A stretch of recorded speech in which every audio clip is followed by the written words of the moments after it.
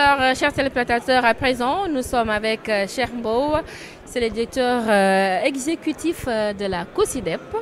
Bonjour, monsieur Mbow. Bonjour, grande dame. Vous allez bien? Alhamdulillah, c'est pas bien. Alors, vous venez d'assister à l'ouverture de cette 11e édition de la revue sectorielle. Une revue pas comme les autres. Nous avons un nouveau ministre, un nouveau président de la République. Des défis, il l'a dit. Dans son discours, il a essayé de centraliser, je vais dire, le rôle de l'enseignant au cœur de tout ce qui doit être fait pour une éducation de qualité. Vos impressions? Ben écoutez, c'est avec beaucoup de plaisir que nous avons vu que la tradition d'organiser cette revue a été maintenue. Pour nous, c'est déjà un élément essentiel que de pouvoir entretenir cet espace de dialogue. C'est essentiel. Nous avons eu aussi la chance de prononcer le discours au nom des organisations de la société civile. Oui. Et justement, sur cet angle-là, nous avons constaté, avec comme vous, que cette 11e revue constitue la première revue pour ce qui est du nouveau régime. Alors donc ça veut dire que ça a beaucoup de signification. Beaucoup de signification parce qu'on a traversé un moment critique de perturbation, de turbulence, de crise sociopolitique. Et le peuple sénégalais a encore une fois prouvé son génie. Ce qui est un signe pour nous essentiel et pour les enfants particulièrement.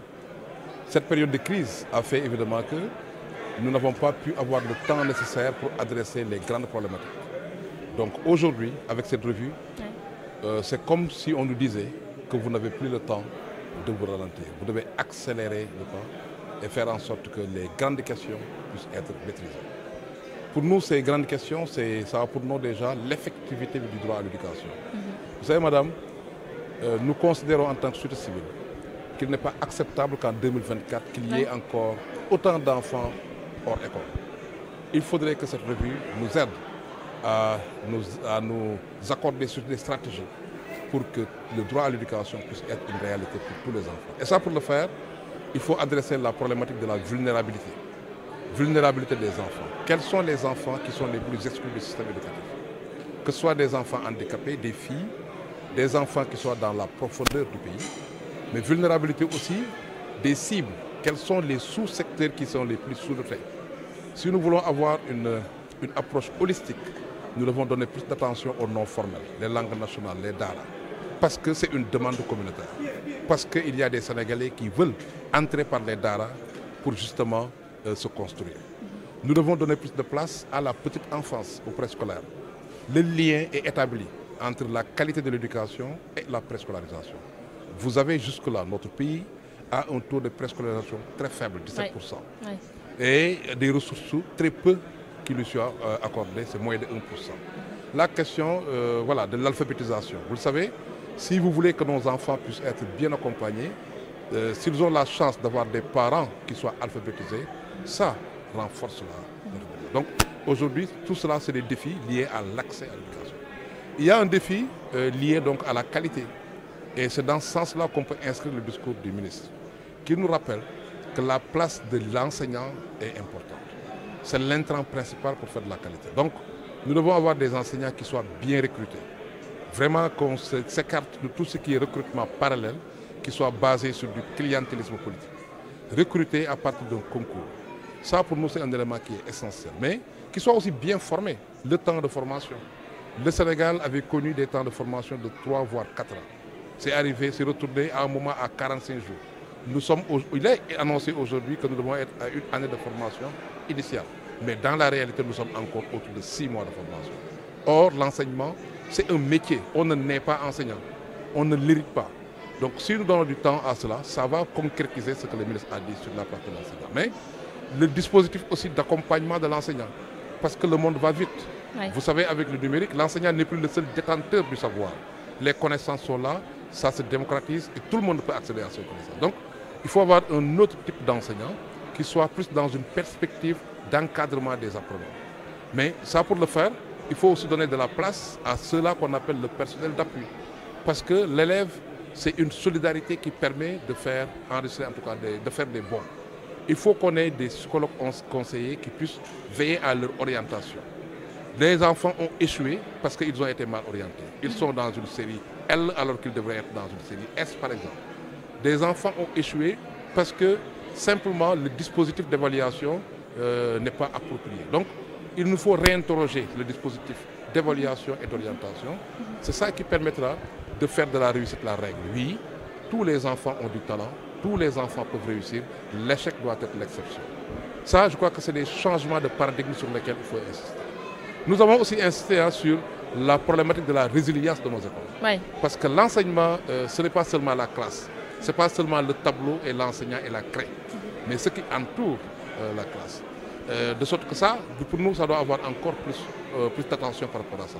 Des écoles qui aient de l'eau, la question de la salubrité, la question de l'hygiène, les questions de sécurité des écoles, en termes de clôture, la cantinisation. Donc, ces phénomènes qui entourent les lieux d'apprentissage devraient être maîtrisés pour pouvoir faire en sorte que les enfants soient dans des conditions maximales pour réussir. Parce que nous sommes convaincus que, comme je l'ai dit tantôt, que tous les enfants ont du talent. Donc, au total, oui, il y a des défis qui sont là.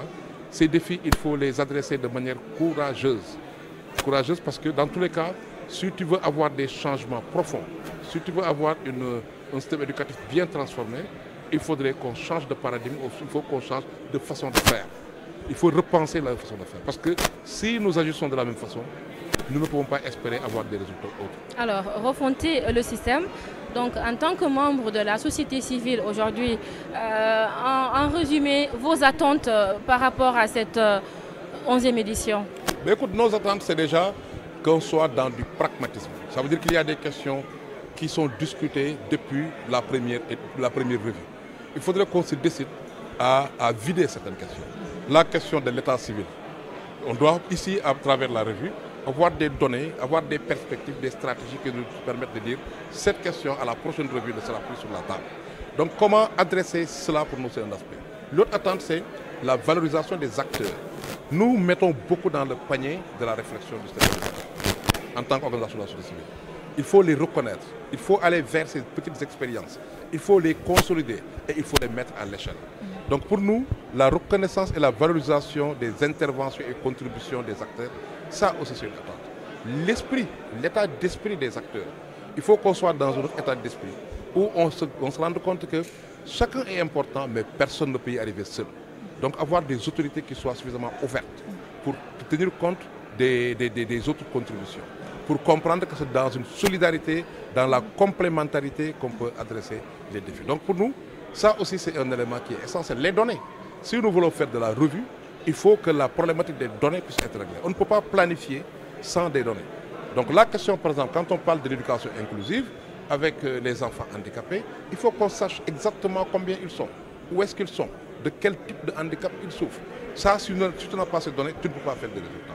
Donc la question des données nous permet et la revue adresse la problématique des données.